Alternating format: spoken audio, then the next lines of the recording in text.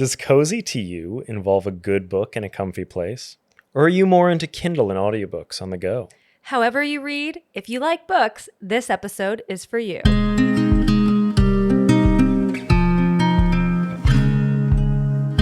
Hi, everyone, and welcome to episode 16 of Channeling Hallmark, the podcast where we talk about all the things that make us feel warm and fuzzy, like reading a book in bed to wind down your day.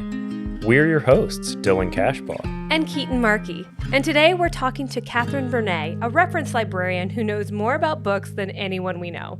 We'll also be reviewing a movie that might be the most loved movie we've ever covered on this show, Pride and Prejudice. Get excited. But first, should we talk about the tea we're sipping today? Yeah, I would love to. Keetin, what are we drinking today? Okay, today, in honor of a British novel movie adaptation, we're drinking British breakfast tea from Republic of Tea, the perfect cuppa round black tea bag. And let's do a little sip. Oh, that was a good one. It's your classic kind of like English breakfast.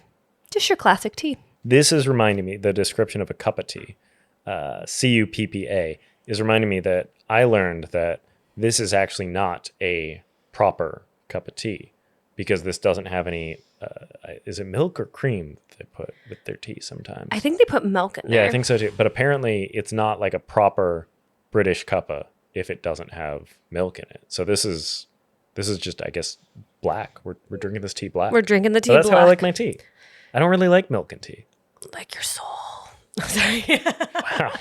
Okay. I really like, Ted Lasso might say it tastes like muddy water, but I think plain black English tea. Hot brown water. I think British breakfast tea is delicious. If this is what hot brown water tastes like, I'm into hot brown water. I like it. And it gives me some energy and I'm just ready to go. I'm ready to talk about books and this great movie. Great. Well, are you also ready to talk about your hot cocoa this week? Yes, Good. I am. Tell me all about your hot cocoa. Okay, so this week was a big week for me because I finally finished the goal of reading all of Sarah J. Maas's books, as well as all of Rebecca Yaros's book by finishing Onyx Storm, which is the most recent released book of kind of all of these. And this has been like a fantasy journey I started last June and have since, like, it was 18 books, I believe.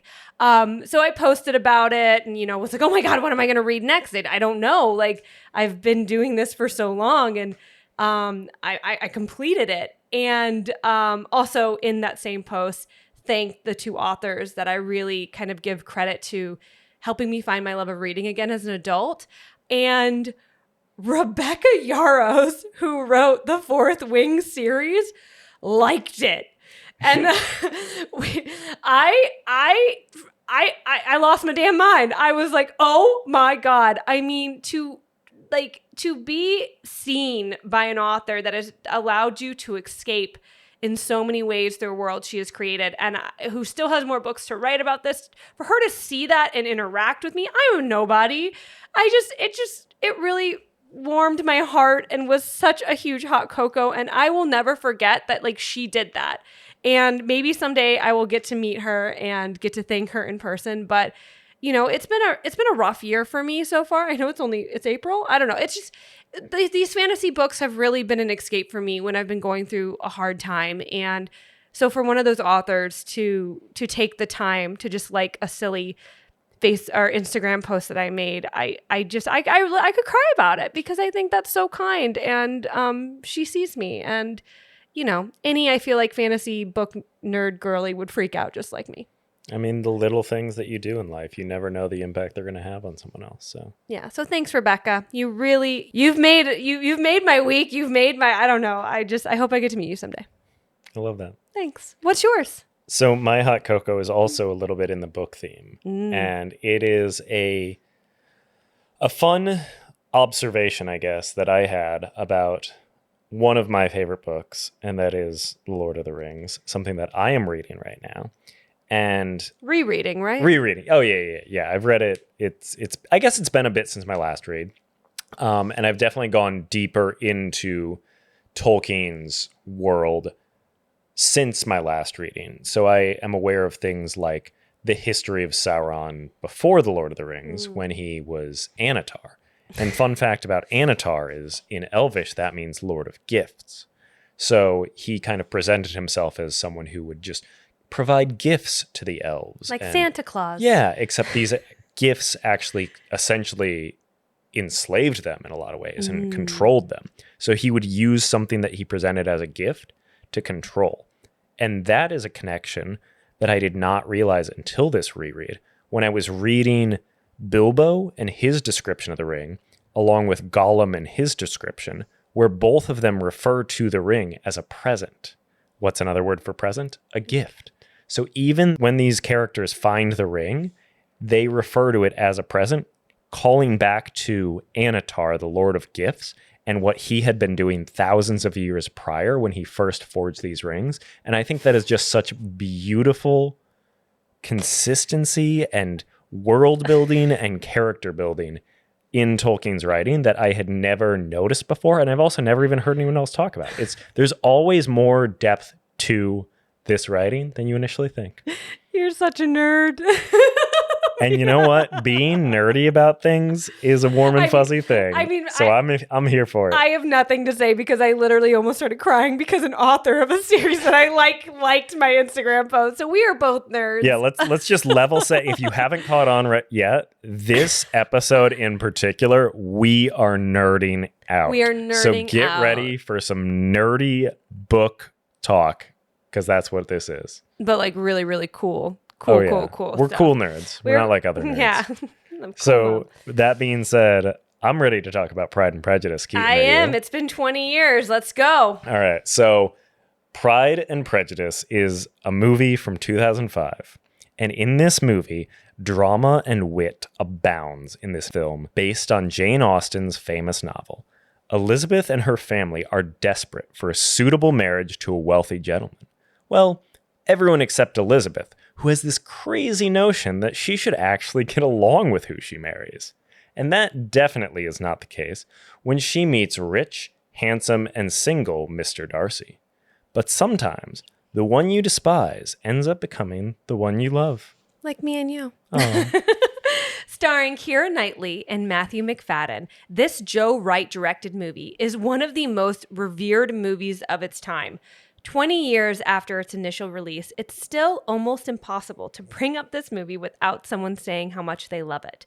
But Dylan, you somehow went 20 years without seeing this movie, despite pretty universal praise for it. So, as someone who just watched it for the first time, what'd you think? I loved it. It's not often that something that is consistently hyped up throughout the majority of your life actually lives up to that expectation, but this did. I thought it was such a beautifully made movie and a great, I'm going to be honest, I feel like this general storyline is one that has had versions of it over and over again. You mean enemies to lovers? Yeah, well, enemies to lovers, this 19th century drama of finding a suitable match, etc. Like, Bridgerton and like so many other things that like do something like this where storyline didn't feel tremendously surprising or novel or anything, but the way it was presented, the witty dialogue, the performances, the cinematography, the score, the editing, everything about it brought this incredible story to life in such a beautiful way that I was captivated the whole time watching it, where I don't think I looked at my phone once. I don't think I looked away from the screen once.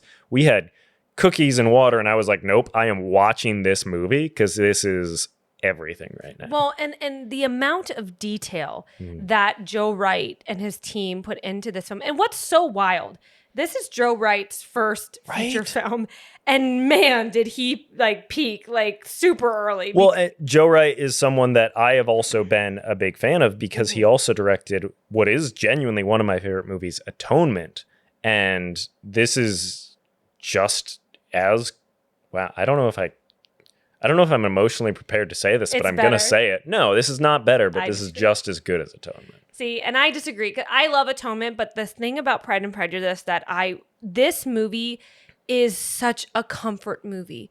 It's so beautiful. The score is stunning. The dialogue, there's never kind of this crazy climax or anything. Like, it's one of those things you can put on at any time and just honestly let it repeat. It's not going to wake you up. It's not going to distract you too much. Anytime you look at the screen, you're going to see something that's visually stunning. You're going to be listening to beautiful music, and you're going to see beautiful people acting amazingly. Yeah. The cast is so wonderful. And one of the things that I really, really like about this movie that I think in a lot of Regency era movies and just film adaptations, everything seems very pristine. It seems very fancy, very clean. I was reading about it. He actually decided to set this a little bit before Regency era, which was actually the late 1700s, like turn of the century into the 1700s turning into the 1800s, because that's when she initially wrote this book. So technically before the era started. And that's why you see a lot of the wardrobe looks like earlier wardrobe, and it's not all the Empire waist and stuff because we haven't gotten there yet. Yeah, this world feels very lived in. Yes. And it feels like it is bringing it to life. This is a bit of a weird comparison, but in the same way that when Star Wars came along, it presented sci-fi in a way that felt like this world is lived in. There's old technology that we're still kind of hanging on to. It's not that clean 2001: A Space Odyssey and other kinds of like sci-fi that you've presented. It brought something that can feel very distant and unrelatable to reality and makes it feel like I'm there. And this movie does that. Like, it truly feels like you're a fly on the wall, literally time capsule, like back in time, just watching this story unfold and this family kind of deal with all of these potential matches. And I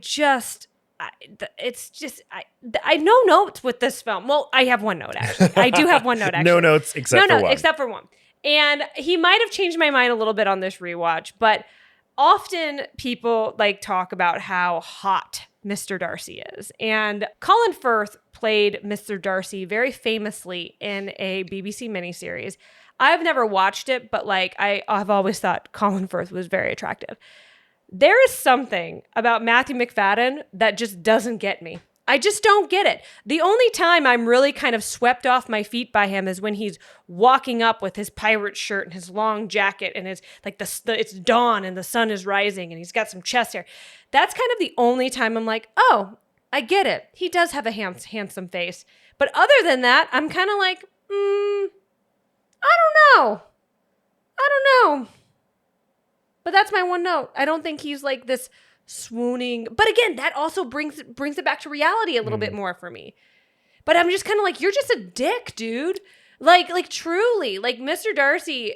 And I go on the same journey as Elizabeth. I totally understand. Like, dude, you're not nice and you're not that cute. So can you not be such a dick?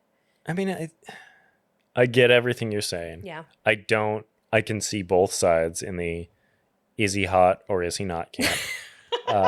But I do kind of agree with you, actually, that it does almost make it feel more real in some ways, in that, you know, he's not this model looking guy. I think he is attractive. He's not like, oh my God, drop dead gorgeous or anything, but he's kind of the right level of attractive where it's believable that, oh yeah, when he pulls out his charm, he's charming. I get it. But when he's kind of being a jerk, it's like, oh, screw this guy. Yeah, why would anyone like him? Tool. He can kind of go both ways. And I think that's actually a helpful quality in the character of Mr. Darcy. So I guess I do want to just call out a couple little specific things about this.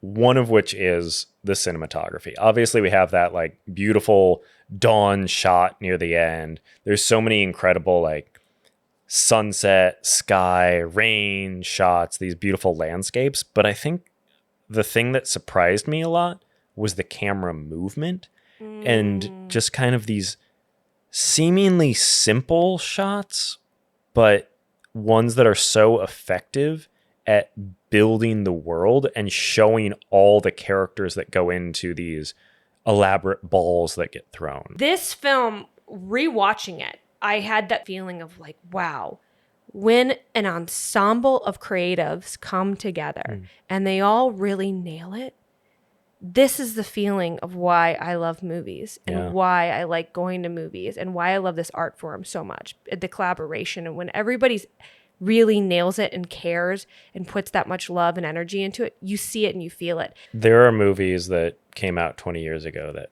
feel like they came out 20 years ago. Yeah. And then there's this movie that feels like it could have come out yesterday and it would still be just as impressive and relevant and beautiful. Like a movie I think of too that no matter how long ago it came out, it still kind of captures me in the same way as a movie that would come out. But Jurassic Park. I think Jurassic Park is one of those films that just nails it. Yeah. I mean, I always think of Jurassic Park when I think of Pride and Prejudice. Those are just two movies that naturally go together. No, just like as a movie that like you're like, damn, everybody just did it really well. And look at this art. Love it. All right. So how many marshmallows would you like to give this film, Dylan, as a first-time watcher of 2005's Pride and Prejudice? God, I am so torn here because I'm so close to giving it 10 out of 10. And part of me really wants to, but part of me feels like, no, I need to be sensible. No. I need to have some sense and sensibility. And some sensibility. No, you need to go with how your heart feels and how this movie. Yeah, I mean, you're right. That's true. I could turn it on. We watched it last night. I could watch it again right now and get just as much enjoyment out of it. So yeah, 10 marshmallows. What about you, Keetin? 10 marshmallows. Wow. After 20 years, again, this is again one of those movies, I can't even remember how many times I've seen it. But every time I watch it, I always see something new that I haven't seen yet because of the detail. And 10 out of 10, it brings me so much joy every time I watch it. Yeah.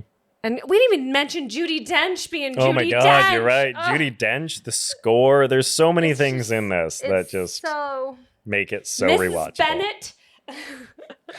All right. But we have talked about it so much. And I think we have someone that might know a little bit more about Jane Austen, Pride and Prejudice, and just books in general. Yeah. So let's get to our conversation with Kathryn Brunet. Can't wait.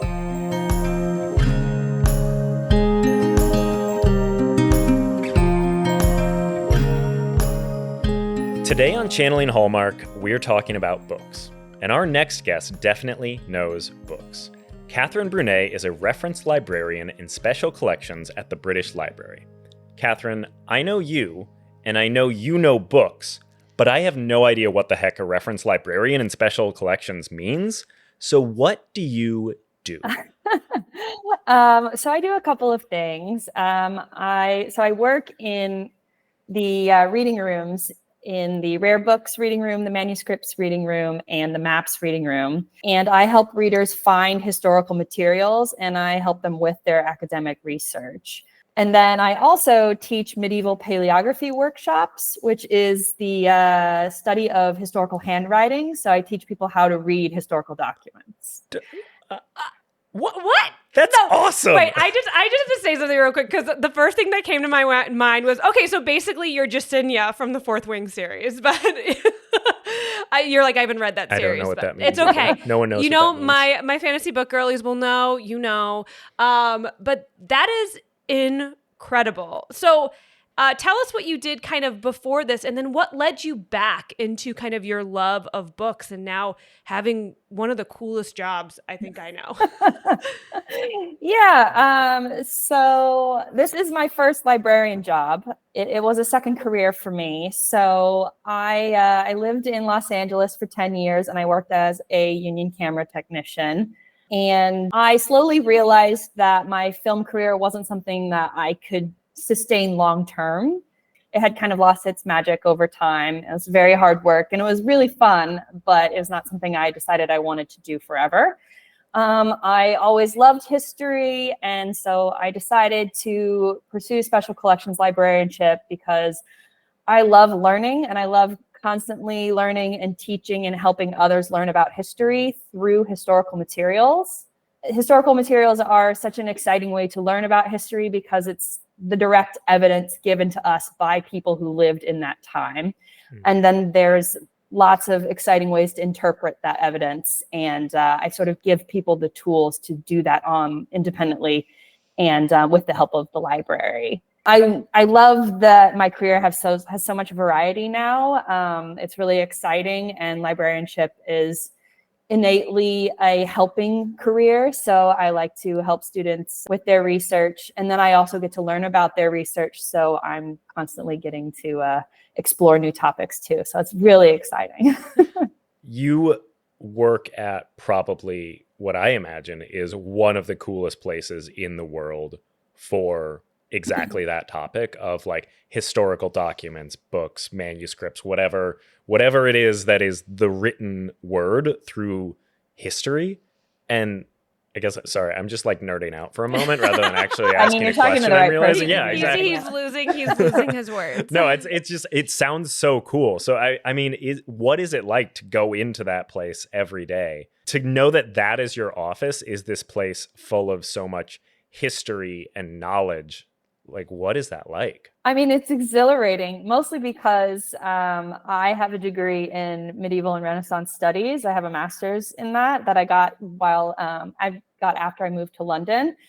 So I specialize in medieval and early modern books. So those are the things that I feel most confident about, that I love learning about, and that I get to go to the British Library and help people with those materials is kind of, I hate to use the phrase dream job, but if I had to write down all the things that I wanted to do and where I wanted to do them, that's exactly what I'm doing right now, which is, I'm so grateful. I'm so appreciative, because this kind of opportunity is very rare.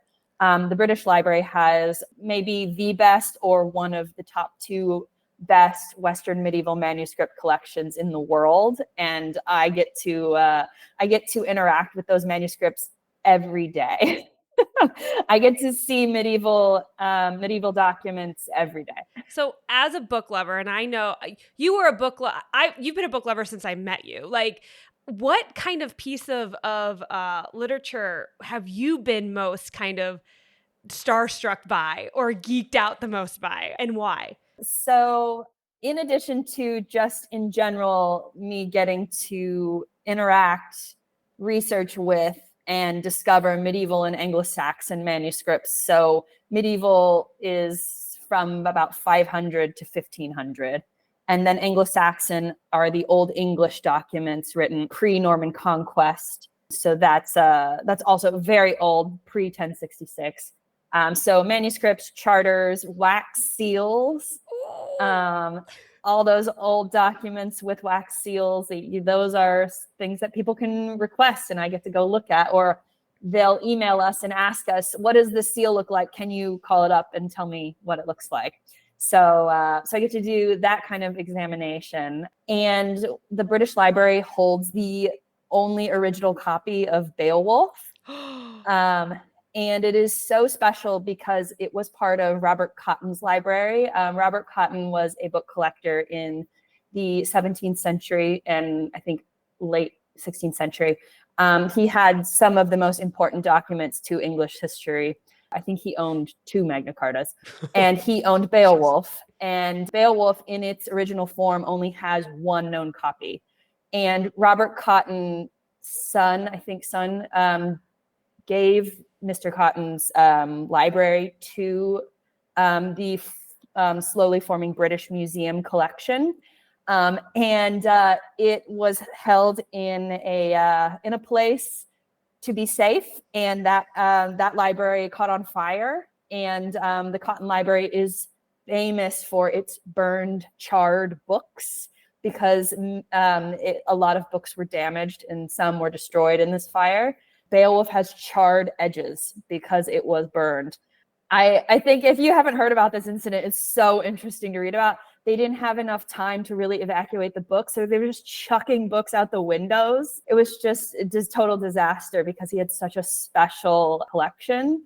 So Beowulf was saved, but it's the only one. So whenever you hear people quote the original text, that's the one. And the British Library has it, and obviously it's very fragile, very restricted. But there was a scholar last year who was a Beowulf scholar, has published on Beowulf many times. He requested to the curatorial team, can I come and look at this manuscript? They allowed him to go and look at it. And so I was walking by the room where he was looking at it. I was like, oh, there it is. There's Beowulf. So I may have walked by more than once just so I could see it. I was like, it's very rare that it's out because usually the books are in climate controlled, safe storage, very secure storage. So I don't have access to Beowulf. So that was really cool to see that. And I also wanted to ask, this is not connected to this. Are you guys watching Pride and Prejudice for this episode? We did. We watched it last night. Kathryn, I have to say, Dylan. I have a tie-in for items. So I wanted to. Oh my God, I love that. Well, Kathryn, I have to tell you, I did not know this about Dylan, but it was his first time ever seeing that Pride and Prejudice, and it kind of told me he'd never seen it. Isn't that crazy? Like, who is this? Who did I marry? I've been missing out on that experience for 20 years of my life because it was amazing. Not only with your job as a librarian do you obviously love Jane Austen and stuff, but you do reenactments. You have like historically accurate costumes and stuff. So you have kind of lived this life. So tell us why you love Jane Austen so much, and also kind of maybe if you've had any like geek outs with some original material of hers. Oh, wow. That's a big one. Why do I love Jane Austen? I mean, one of the most famous female writers in the world, in history. She is a master of telling stories through her characters and their dialogue. And she's so good at opening up a window into a world that I'm sure would feel the norms of the day would feel so foreign to us now. But when you read her books, you're just like, oh, I'm there and I get the jokes and I'm part of this culture, because she's so good at developing characters and just like snappy, funny dialogue. It doesn't feel old-fashioned, even though she has an older form of English to us now. It's still entertaining. It still holds up. And she has influenced so many other people to write incredible work. She was so motivated to write in her life. I read a really great biography of hers by Lucy Worsley called Jane Austen at Home. And it was a biography of Jane Austen based on where she was living at the time. So they traveled like house to house, chapter to chapter. So because Jane Austen was never married, she was always at the mercy of her brothers for money and for a place to stay. So she was always moving around where she called home. And to invest in herself and her career is so unique for a woman that I think her publications, or at least the first ones, now I don't remember for sure, but some of them published as written by a lady, not even her name, by a lady, because it was so unfamiliar to audiences to read a female writer at that time. So the items that I was going to tell you about that I have interacted with that have to do with Jane Austen. So I was answering an inquiry from someone who asked me to call this item up. I didn't know that we had this. I think I was just telling them which pages her letters were on because they were going to come and look at it. So it was a binder of letters from her family. And there were letters to and from Jane and her sister Cassandra and their relatives. And it was so special, one, because Jane's actual signature was on them. And I just kept staring at it. And I was like, it's here, it's real. And then the other thing that was so special about these letters that she was writing is that she was recording feedback from her family about her books in these letters. Oh. The content was incredible. So she had written like mother, and then what her mom thought of Emma.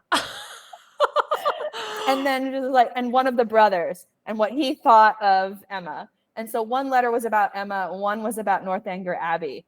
And it was so entertaining because some of them were like, well, I liked Northanger Abbey, but I like Pride and Prejudice more. Oh my God. And, or maybe it wasn't Northanger Abbey. Now I can't, it might've been Mansfield Park. And then the Emma one, same thing. They like, well, I love Emma, but I like Lizzie Bennet more. And it was great. it was fun to read all of their opinions, because she was just like diligently like recording these, be like, okay, this is what people think, this is my feedback.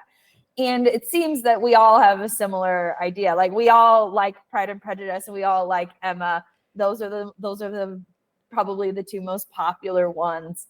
And they seem to like those the most too. So I thought that was so magical to see her writing and with her family's feedback from some of her most famous works. All right, I just need to nerd into this for a moment. Do you know if these were written before or after the actual publication of the books? I don't know. I'm just so curious. I would assume that they were reading manuscripts before they were published. Like, did these actually influence the final version of the book? That to me is such a like cool thing to document. Is like, where was this at this point in the creative process, and like, did it actually change as a result of these? Like, do you know if these are even actually like letters are published or publicly available anywhere, or is it literally only there? I think that most of Jane Austen's letters are transcribed and published. I'm literally looking at my mantle where I have a beautiful silk-bound volume called Jane Austen's Letters. I think what we have of hers is published, because she and Cassandra wrote probably hundreds of letters. And Cassandra burned many of them at Jane's request. Oh, wow. So there are many, many, many juicy, dramatic things that we don't know about, because Cassandra burned Jane's letters. And that was her wish to not have those publicly known. Or maybe she thought, oh, maybe people will read these. And I think that was something that other people did as well. These are very personal. She and Cassandra were best friends their whole lives. They wrote very, very personal things about all kinds of people they both knew. And so, those letters were sort of like a diary to each other. So it makes sense that she wouldn't want other people to read them. Oh my God. Jane Austen.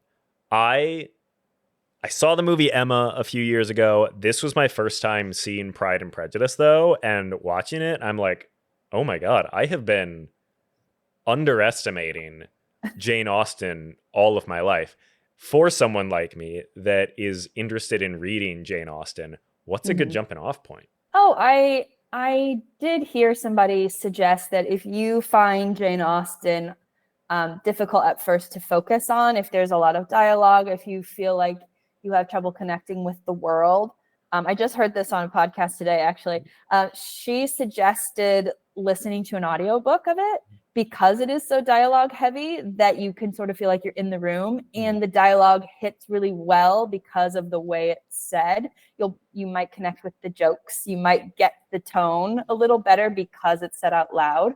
So I would say it depends on which one you start with too, because not all of them are I feel like the most popular ones are more accessible. So Emma, Pride and Prejudice, and Persuasion, I think, are the most popular ones. And those are probably the easiest to read. And then from there, if you're hooked, if you can't get enough, then you can read the other ones that are also excellent. But those other three are definitely the most popular. That would be my suggestion. Do you have, as like a Jane Austen expert, I almost like to me, you feel like that. Do you have, well, and also you're a literature expert, in my opinion, as well as a film aficionado, because you've worked in both and you've studied in both. Which do you think is the best Jane Austen film adaptation? And just in your opinion. That is a big question. I know it's a big question. Enemies. It's okay. No, but I'm just curious. I think I've seen most of them because I love a period piece. I love the Pride and Prejudice 2005. I think that, I made notes about how much I love it. It's one of my favorite movies ever, not just my favorite of the adaptions. I think it's done so well. I think the adaptation is excellent. I think the performances, the casting is excellent. The cinematography just gives me chills. Yeah. I heard someone describe it as a love letter to light. Isn't that gorgeous? I can't take credit for that. Someone else said that, but it's perfect. It perfectly describes it. That needs to be the title of the book. So well shot. Yeah. It's the color palette is just so organic and approachable. It feels like a real world that you've been dropped into. The whole thing is just such a joy. When I was writing about it, like, okay, so Dylan said, we're going to watch this movie. If you have thoughts, let me know. And I was like, I could start watching it immediately. And I did. And so I watched it and I was writing my notes about it. I was like, I kind of want to watch it again. So I think I'm going to watch it tomorrow. Oh my God. It's been a while. But I think it's just so beautifully done. I think the performances are fantastic. The costumes are some of my favorites because they feel so real. They're earlier than some Regency adaptations, which I think is kind of nice. They feel less formal too because of the structure of the dresses are in a transition from the 18th century to the Regency, like Empire waist. So they do feel a little more relaxed, a little more mobile in their dresses. And I love the fabrics they chose, the colors they chose. Like they just feel like they fit their characters really well. They also feel like, oh, this was probably handed down from an older sister, and then she like added some trim to it. Like it all feels very believable. And then the thing I love the most about the movie, which is hard to say, is the soundtrack. Yes. I bought the CD in high school on repeat in my car, and then I added it to my MP3 player in college, and then I put it on iPod, and I still listen to it probably weekly. I love the music. I think it fits so well. Really beautiful. It's very fitting. So yes, I think there's all these artistic components that fit so seamlessly together that this was like Joe Wright's first big movie. Which is insane. Insane. He knocked it out of the park. Like it's really stunning. So yeah, it's my favorite version of Pride and Prejudice. Sorry, BBC. I still like the miniseries. It's great too, but I was 15 when this movie came out. That's formative years. I was right in the Keira Knightley tornado of everything she does is amazing. So it's not wrong. What are you gonna say? Everything about it makes me happy. So yes, that movie is my favorite adaptation and one of my favorite movies ever. So would you give it 10 out of 10 marshmallows? Absolutely 100% 10 out of 10 Great. marshmallows. Well, I want to geek out a little bit because I've had this conversation with you at a pub, but I want other people to know, and I want you to educate everybody and debunk how like historical literature is handled in movies versus how you are actually taught to. Obviously, you know, some things are between panels of glass, some things are, you know, everything is sealed and protected. But tell us a little bit about kind of preserving this stuff and how you as a librarian get to interact with it and how the movies lie. So it depends on what the material is will depend on how it's handled. So if you think of paper, that even depends because there's different types of paper. Victorian paper, wood pulp paper is quite fragile. If you think about 19th century newspapers, they break apart. They're very fragile. So that kind of wood pulp paper is very fragile, and oftentimes you shouldn't handle it because it's going to disintegrate. Paper that is older than that, I'm speaking as someone who's familiar with Western materials. That's my background. So I have to make sure I clarify that because Western European paper is very different than Asian paper, Chinese paper, Japanese paper.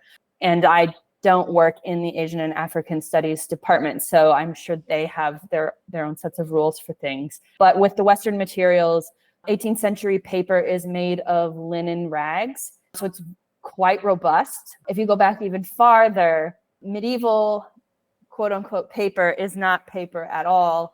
Most medieval manuscripts, Western European medieval manuscripts, are made of parchment, which is animal skin. It's a similar kind of process to leather tanning, but a different outcome because it turns into a very like clean white sheet that you can write on. They take this parchment and they cut it into sheet-sized pieces, depending how big your book is. And this parchment is super durable. If you think about how strong skin is, animal skin, it's going to be protecting the animal its whole life. It's still an organic material, so it will expand and contract with humidity, which is why medieval manuscripts need to be diligently stored in a cool, dry space with controlled conservation processes, because it can change how the pages age. And you can see in some medieval manuscripts, the foredge, the pages on the side are a little wavy because humidity has affected them, but they're really tough. Medieval manuscripts will survive us all. They are thousands of years old now, and they look pristine if they've been kept well in a library somewhere. They look fantastic, and you can do it. You can be brave. You can touch them with your bare hands. So this is what Keetin's talking about, this Hollywood idea that you use gloves. I never use gloves. It used to be at the library's discretion, I think, worldwide, whether people use gloves or not. As a librarian in this time period, so in the time that I've learned how to handle historical materials, nobody that I worked with ever used gloves for paper or parchment. Gloves can snag on things. Gloves can get dirty, pick up dirt, and transfer dirt. And gloves can remove the sensory abilities you have in your hands. So you can't tell if you're turning a page, or if you might nick the page if you have less sensory abilities in your hands. So gloves are actually more dangerous than just washing your hands, having clean, dry hands, and handling with care, being cautious. The library doesn't really even offer gloves, because we don't want to perpetuate the idea that in order to handle this document, you need to cover your hands. Your hands just need to be clean and dry, and you can safely do it. Indiana Jones and National Treasure lied to me, and now I know. Indiana Jones is old enough that it may have been more of a convention at the time. I love Indiana Jones a little too much. Don't make me distrust Harrison Ford. But National Treasure did lie, which hurts me to say. It does. Because I do love that movie a lot. Yeah, when he unrolls the Declaration of Independence and they put the glue, make sure they have the gloves on first. Like, you liar! You lie. Yeah, and they're like, why don't you just put it in the oven? Yeah, so that's the myth of gloves. Librarians run into this problem all the time when they post videos on YouTube or on Instagram. People are like, you're not handling it right. You're not wearing gloves. And we over and over and over, like, don't have to wear gloves. Don't have to wear gloves. Don't have to wear gloves. People think they like gotcha with this, like, I know you're supposed to be wearing gloves. And I'm like, actually, over and over and over. Yeah. Like, it's safer to just clean your hands.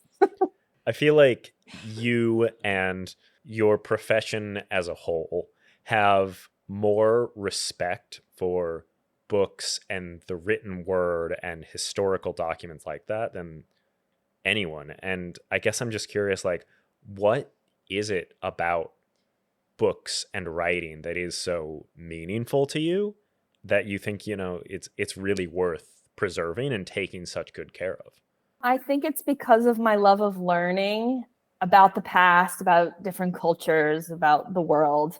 I think that books have always been so important to sharing knowledge and documenting knowledge, and not just knowledge, but people's existence, being able to write journals, diaries, letters, people sharing relationships, sharing experiences, writing things down has been so significant to, like, most major events in history, how we know about them, how we learn about them.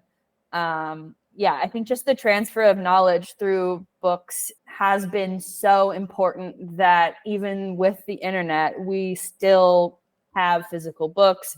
We still value physical books. When public libraries weed old books and throw them away, there's always an uproar. People are like, I'll take them. Don't throw away a book. People are so worried about ever throwing away books. Which that you can part with them. It's okay. Especially in a public library, there's not enough space to keep everything all the time. So that's okay. That's part of their process. But yeah, I think it's the preservation of the human experience and of knowledge has been conveyed through books, through time. And I have benefited so much through all kinds of different genres of reading, and I want to make sure everyone else has access to those things too. All right, so Kathryn, you followed your dream and went to LA, pursuing film and TV, which is kind of like this big grand dream that a lot of people have. And in doing so, you realized, I feel like, that your dream was a little bit different. And you kind of did a crazy thing and gave up this career that you were pretty good at from like Y'all, I worked Kathryn with worked- you. You're amazing Yeah. you were amazing at that. Can I just also shout out, she worked on Glow, one of my favorite series ever. And yeah, anyways, continue. But it wasn't the dream for you, and you pivoted and decided to move to the UK and pursue a totally different career. So I guess what was that thought process like, choosing to kind of acknowledge what your real dream is and pursue that? I think fundamentally the question shouldn't be, why did you change your dream? And the question should be, or the focus should be, you can have more than one dream. Because Wisdom. I did pursue my film dream, my dream of being in the camera department. And that was quite an exciting dream, a big deal from a little country girl from Indiana to move my Corolla out to LA and and sleep on a lot of couches and work for free and work very, very hard. And it was really rewarding. I think it's very, very okay for me to say that was my dream in my 20s, and I'm very happy with that. I'm very satisfied. That's how I spent my 20s. It was really a great way to spend that decade. That I loved what you said is you can have more than one dream, and don't be afraid when you do have more than one dream. And if you want to start pursuing a different dream, and you can, it's hard, it's work, but it's so rewarding, and you can see that through and hear it through your story. Oh, thanks. So, Kathryn, something that we do on this show is share something that we have experienced or learned or kind of just come across recently that made us feel a little warm and fuzzy, made us feel like the world's going to be okay, gave us a little bit of optimism.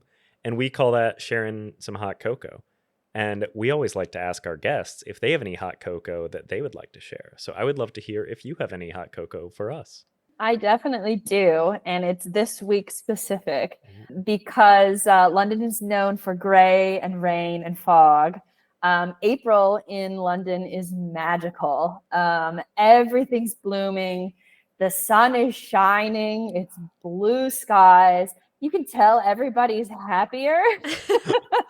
Everyone's mood has just lifted. They're like, oh, I wasn't angry. It was just winter. And now it's spring. So everyone's feeling really like uplifted by the weather. So spring is really blooming for us. And it's also all the dogs I see everywhere are so happy. And that also just makes your soul sing to see all these happy dogs running in the park. So yeah, that's my hot cocoa, is seeing the city come back to life. So April is the time to visit London. Spring in apparently. London. Oh, great. Yeah. Kathryn, if people really enjoyed this conversation and maybe want to learn a little bit more about books and the history of them, what should they do? Come visit the British Library. Anybody can join and be a reader. You just need to bring a photo ID and proof of address. You don't have to live in the UK. You don't have to be a scholar or an academic or a researcher. Anybody can get a reader card, and you can see a very large amount of historical items with just that reader card. So come and see us and research some history, or just request some really cool things to explore. And then we also have a public exhibition called the Treasures Gallery, where we have some of the most famous and exciting things from the British Library, including the Magna Carta, the Lindisfarne Gospels, Da Vinci's notebooks, first folios of Shakespeare, original lyrics written by the Beatles, original play scripts by Monty Python's Flying Circus, some of my favorites, one of the oldest Canterbury Tales, Beethoven's original sheet music. Some really incredible items are on display every day in the public gallery. Oh my God. Libraries. Libraries and museums. Go to them all. Enjoy them all. They're such magical places. And the amazing thing, especially about a lot of libraries and museums in London specifically, they're free. They're free. Yes, it's free to join and free to visit anytime that we're open. Yeah, come and see us. Thank you. That you shared such cool things that I know we both nerded out over, and I hope our audience enjoys as much as we did. So thanks so much for coming on, Kathryn. Oh, thank you so much for having me. It's so nice to talk to you guys. This is such a cool podcast. Aw, Thanks. thank you. It does make me feel very warm and fuzzy. I was listening to other episodes and I really enjoyed it. Yes. That's our goal. Yes. That's our goal. That was our conversation with Kathryn Brunet, and that was our episode of Channeling Hallmark. If you liked this episode, please subscribe, leave a rating and a review, and, just keep in touch. We want to hear from you. Especially, we are working on kind of exploring the world of video a little bit more with this. We aren't yet ready to release video versions of the podcast, but we're just releasing some little clips here and there that I think you'll enjoy. And if you want to make sure that you see all of those, you got to subscribe to our YouTube channel. That's where it's at. Absolutely. But Keetin, where else are we? We are also on Instagram and Blue Sky. You can follow us at Channeling Hallmark across the board, and you can follow each Dylan and I individually at Keetin Markey and at DP Cashbaugh.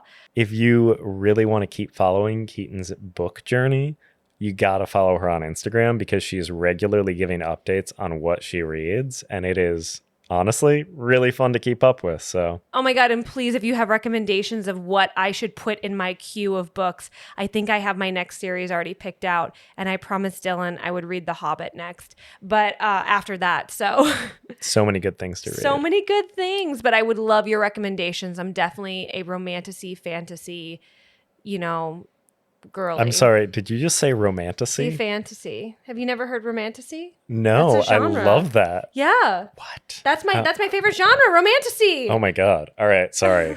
I just learned a new word, and I love words, so that's something that's warm and cozy for me. Look at all this warm and cozy stuff.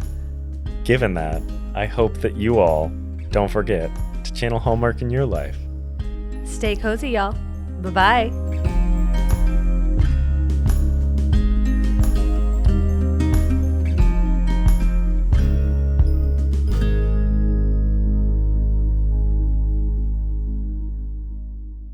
Channeling Hallmark is an independently produced podcast and is neither sponsored nor sanctioned by Hallmark or any other entity. Thank you for listening.